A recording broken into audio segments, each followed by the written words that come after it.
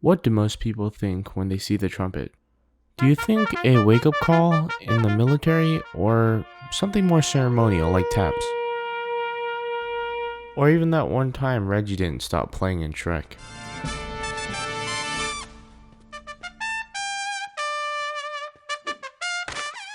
Enough, Reggie. Regardless of what brought you here, this is the first episode to a series about the trumpet, mainly aimed towards beginners, adults, and children, and for those who are just plainly interested in the trumpet. So welcome, and enjoy the show. Now, a brief history of the trumpet. The trumpet is not as old of an instrument as the violin, and really, the modern trumpet is pretty recent in the grand time scale of instruments. But since most inventions come from earlier forms, we can speculate that people have been blowing into objects to create sound for a very long time. For example, some civilizations blew into an animal horn or conch shell to produce a sound. First known metal trumpets go way back to 1500 BC. In fact, silver and bronze trumpets were discovered in the grave of King Tut in Egypt. But it wasn't just limited to Egypt. Other ancient versions of the instrument were found in China, South America, Scandinavia, and Asia. Many of these early examples were not used to make music as we know it today.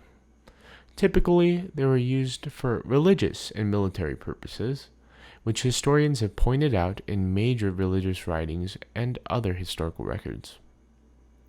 In medieval times, for example, trumpeters were highly guarded by the military units, since they were crucial to relaying instructions over great distances.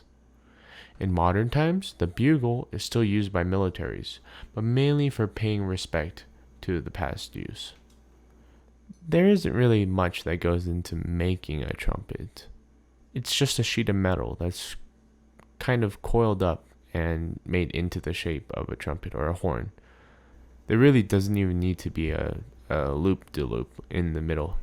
So when it came time for instrument design, as well as metal making, it improved a lot in the Middle Ages and the Renaissance. So there, they made natural trumpets more suitable for creating actual music. However, these trumpets did not have valves and could only produce a small number of notes. Also, changing the key meant that you would have to change the length of the trumpet, or change the horn or bell. Why is that? Well, there's a little thing called partials.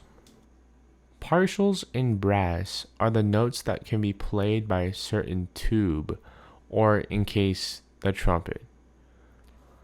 So when it came time for you to change keys, you would have to change the different tubes of the trumpet and the different pipes. So what fundamentally is happening in the modern trumpet now is that the tubes or the different lengths of tubing in the trumpet is changed by the pistons or the valves.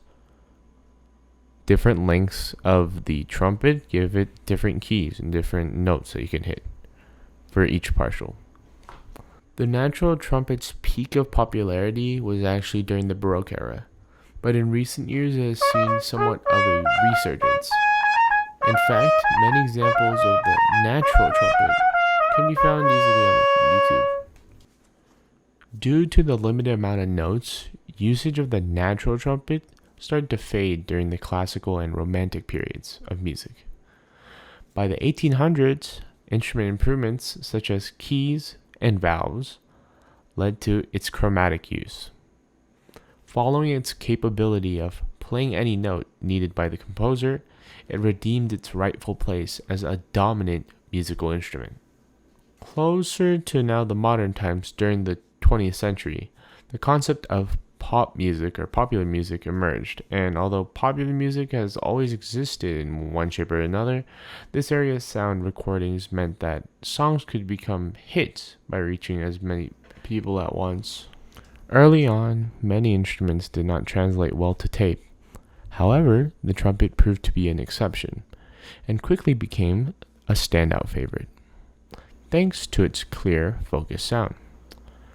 Virtuosos like Louis Armstrong brought the trumpet to the forefront of popular music during the 1930s, and its popularity continued for decades, from Dizzy Gillespie to Miles Davis.